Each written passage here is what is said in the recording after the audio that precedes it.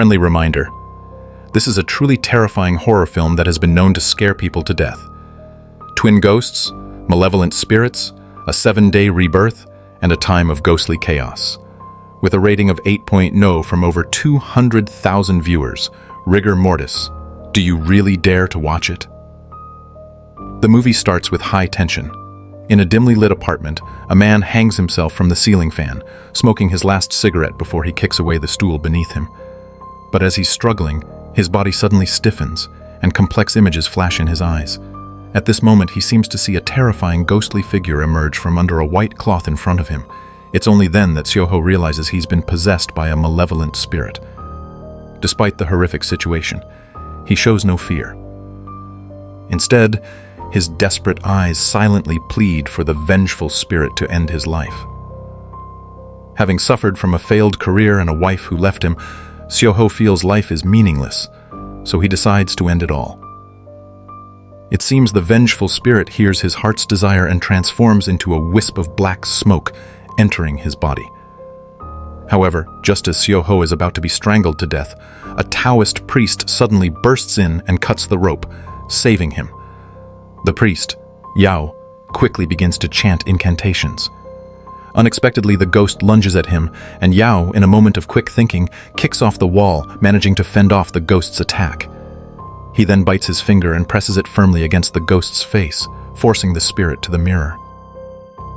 The ghost immediately flies out of Seo-ho's body. The commotion in the apartment draws the attention of the neighbors.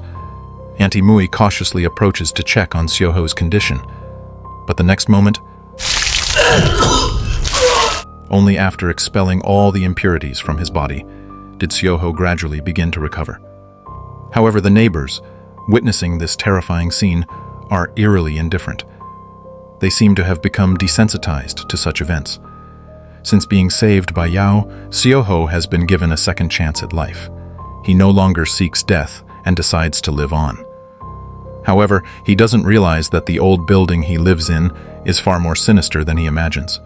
The seemingly kind neighbors may be hiding darker secrets, and Seo-ho is about to face horrors even worse than death. For instance, Auntie Mui, who just showed concern for him, secretly practices dark rituals in her own little black room to try to resurrect her tragically deceased husband. One day, as Auntie Mui was working at her sewing machine, she suddenly felt an inexplicable sense of dread, as if something was about to happen. That night, her husband, Uncle Tung, went out to throw away the trash. On his way back up the stairs, he heard a chilling laugh from behind him. Curious, he walked toward it, only to find a pale child huddled motionless in the corner. Horrified, Uncle Tung quickly walked away, but the next moment, he stumbled and hit his head on the stairs, dying instantly. Yet despite being dead, he inexplicably returned home as if nothing had happened. To bring her husband back to life, Auntie Mui sought out Gao, a practitioner of occult magic, to perform a resurrection ritual. Gao set up his altar and began his chant, writing soul-snaring symbols on a piece of paper. He made various hand gestures and muttered incantations over Uncle Tung's corpse. As Gao chanted, the body, once lifeless, began to drip water. At the same time, Gao's nails cracked. Then Gao dripped his blood onto a doll, placed a copper coin mask on Uncle Tung's face, and warned Auntie Mui never to remove it, or the consequences would be disastrous. Once the time came, her husband would be brought back to life. From then on, Auntie Mui began to have daily conversations with Uncle Tung, hoping for his return. What she didn't know was that while Gao appeared to help her, he was actually helping himself survive. It turns out that Gao has been suffering from a terminal illness for many years, with his body rapidly deteriorating and his life nearing its end. In a desperate bid to survive, he turned to forbidden arts. He plans to use occult rituals to absorb the negative energy of ghosts, extending his life. Thanks to this method, Gao has managed to stay alive until now. However, the ordinary ghosts and their energy are not enough to sustain him indefinitely. So he figures that only the energy of a powerful evil spirit, combined with a human corpse as a vessel, could provide the life force he needs. It was then that Auntie Mui approached Gao, pleading with him to bring her husband back to life. Gao saw this as an opportunity, and secretly decided to use Uncle Tung's corpse as the container. He also planned to use the vengeful spirit in the apartment as a source of nourishment. This would be a perfect plan. His warning to Auntie Mui not to remove the copper coin mask from Uncle Tung's face was, in reality, to suppress the corpse's malevolent energy. Before Gao could put his plan into action, however, the vengeful spirit came looking for Xiao Ho, who had just moved in. In the dead of night, strange noises suddenly came from outside his door. Xiao Ho slowly leaned into the peephole and saw a strange woman standing there. When Xiao Ho opened the door, he saw the woman kneeling nearby, stealing food from the offerings placed outside. Suddenly, her body began to tremble uncontrollably, and her eyes filled with terror, as if she had seen something horrifying. The woman, frightened out of her wits, stood up shakily, repeatedly apologizing. Confused, Xiao Ho wondered why the woman was so scared, even though there was nothing behind him. It's only when Auntie Mui explains things to him that Xiao Ho begins to realize that the apartment he lives in is cursed. Sure enough, when Xiao Ho returned to the apartment, he encountered the strange woman once again. This time, she was holding a child, presumably her son. But at this moment, the woman was still acting extremely frightened. She tightly held her son, not daring to glance back for even a moment. Xiao Ho, feeling puzzled, turned his head and saw a group of tall ghosts holding oil paper umbrellas, slowly making their way toward him from the depths of the corridor. Only exhaling in relief once the ghosts had completely passed. Xiao Ho was filled with curiosity about the woman in front of him. Why had she become like this? He followed her to a room where he met the building's manager, Uncle Yin. It was from him that Xiao Ho learned about the woman's tragic story. The woman's name was Yung Feng. Her name is Yung Feng, a mild-mannered housewife with a loving son and a husband who works as a teacher. They lived happily together in apartment 2242. But what Yung Feng didn't know was that her husband, while outwardly respectable, was in fact a disgusting predator. One day, when Yung Feng was away, her husband invited a pair of twin sisters over under the pretense of giving them extra lessons. However, his true intention was to take advantage of them. The girl struggled desperately, but was still pinned down by the man. To keep her from moving, he even drove a knife brutally through her left hand. Her screams echoed through the room, filled with humiliation and despair. Fortunately, her sister arrived in time. Grabbing a pair of scissors, she killed the man to protect her sibling. But even though the man was dead, their innocence was forever lost. The twin sisters, filled with despair, chose to take their own lives. When Yung Feng returned home, she was greeted by this horrifying scene. From that moment on, her mind shattered, and she became a wandering madwoman, endlessly roaming the hallways of the building. Meanwhile, the twins' hatred in life transformed them into vengeful spirits, lingering in the apartment, trapped in a never-ending cycle of torment. Listening to Uncle Yin's account, Xiao Ho couldn't help but feel sympathy for Yung Feng and the twin sisters. They had been the most innocent of people, yet one became a madwoman, and the other two turned into vengeful spirits. The world was more insane than he could ever imagine. Feeling heavy-hearted, Xiao Ho returned home. But as soon as he opened the door, in order to draw out the twin vengeful spirits, Gao pinned Xiao Ho down and began chanting incantations, forcing the twin ghosts to manifest before them. However, what Gao didn't expect was that the power of these two vengeful female ghosts far exceeded his imagination. Alone, he had no chance of subduing them. They controlled Xiao Ho's body and immediately threw Gao, causing him to vomit blood on the spot. But the female ghosts were not done with him. In the nick of time, Yao arrived and, along with Gao, managed to draw the ghosts out of Xiao Ho's body. They then bound the spirits with a red rope and forcefully threw them into a cabinet, sealing them inside. But when Gao turned around, he took the cabinet back to his own home and began feeding the female ghosts with corpse oil. At that moment, Yao couldn't help but suspect that Gao was hiding something from him.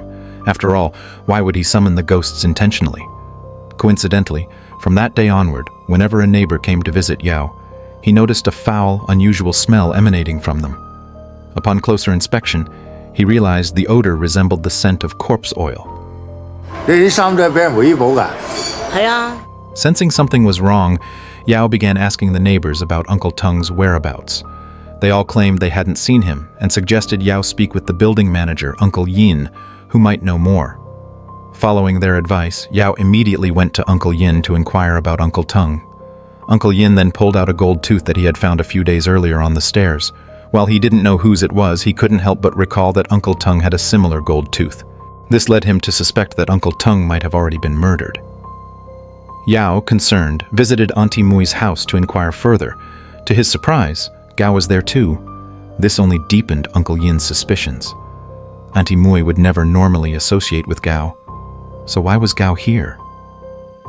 Suddenly, Uncle Yin remembered the gold tooth and asked Gao about Uncle Tung's whereabouts. But the next moment, in her desperation to bring her husband back to life, Auntie Mui had already gone mad. Not only did she brutally murder Uncle Yin, but under Gao's suggestion, she also lured Yungfeng's son into the bathroom and used the child's blood to feed her husband's corpse. But this act sent Gao into a panic. Just moments earlier, when Auntie Mui saw that her husband wasn't responding, she called Gao over for help. Gao found it hard to refuse, so he quickly made up an excuse, saying, "If you really want Uncle Tung to come back to life, then feed him with child's blood." He had thought that by saying this, Auntie Mui would back off, but instead, she had become so insane that she not only brought child's blood but also removed the mask from her husband's corpse. That was when the powerful malevolent energy in the corpse combined with the fresh child's blood, and together they brought Uncle Tung back to life. However, the resurrected Uncle Tung was no longer a human. He had become a terrifying zombie. At the very moment the zombie was reborn, the hunting artifacts on Yao's wall began to react. Thunder and lightning raged outside, and the oppressive evil energy inside the apartment grew thick.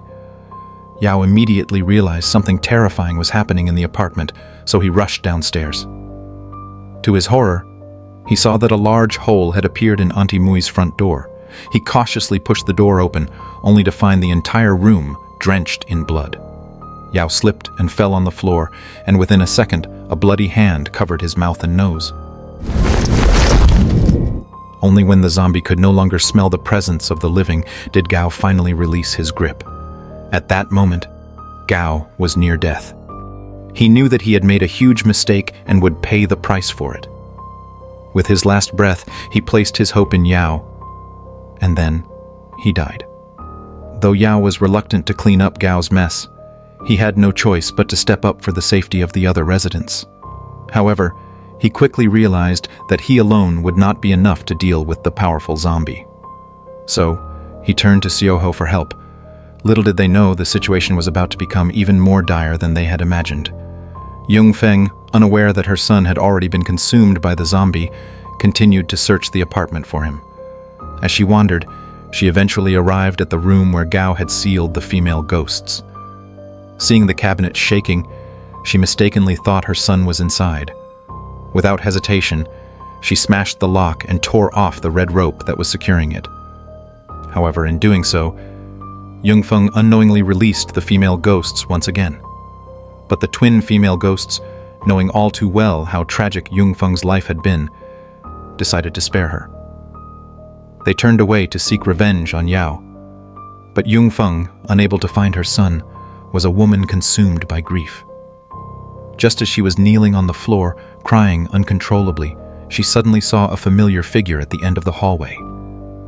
In that moment, Yungfeng realized that her son had been consumed alive by the zombie. Overcome by rage and sorrow, she picked up a wolf's tooth club and, without a second thought, confronted the zombie. However, no amount of anger in Yungfeng's heart could compare to the zombie's immense strength. With a slight motion, the zombie struck Yungfeng to the ground and ruthlessly pierced her body with a violent thrust.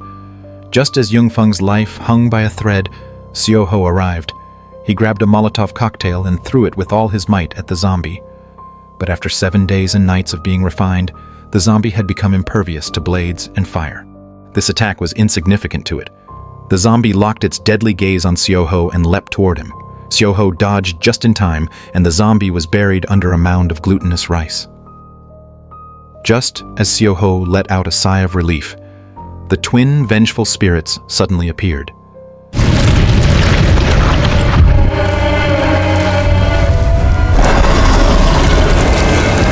Seeing the zombie before them, it seemed that they had finally found the perfect host.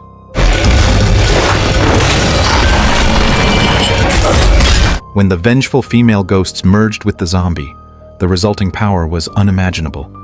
Xiaoho was pierced through by an iron rod, unable to move. He endured excruciating pain, and with great effort managed to slide back, breaking free from the rod. But the blood loss was too much, and he collapsed onto the ground, unable to keep going. Just then, Yao arrived in the nick of time. He quickly drew a series of protective symbols on Xiaoho's body, which helped suppress his injuries.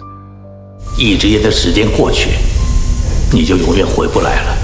To deal with the zombie, Yao had no choice but to use his trump card. He set up a 5-element formation in the middle of the hallway. Once the formation was in place, Xiaoho was instantly surrounded by darkness, and the zombie appeared as well. Yao seized the moment, activating the formation and shifting it to the water element. The environment around them immediately began to freeze. Inside the formation, Xiaoho engaged in a life-or-death battle with the zombie. But the zombie, after merging with the twin vengeful spirits, was unbelievably powerful. It grabbed Xiaoho and hurled him violently against the wall. Yao had no choice but to shift the formation again, this time to the wood element. Instantly, iron doors sprouted thick vines that wrapped around the zombie's limbs, restraining it. Taking advantage of this, Xiaoho used the last of his strength to launch an attack on the zombie. But to the zombie, this damage was nothing more than a scratch, like a mere itch. Xiaoho kept attacking, but the zombie was completely unaffected. Yao, seeing that the situation was dire, decided to sacrifice one of his arms to maintain the formation's power.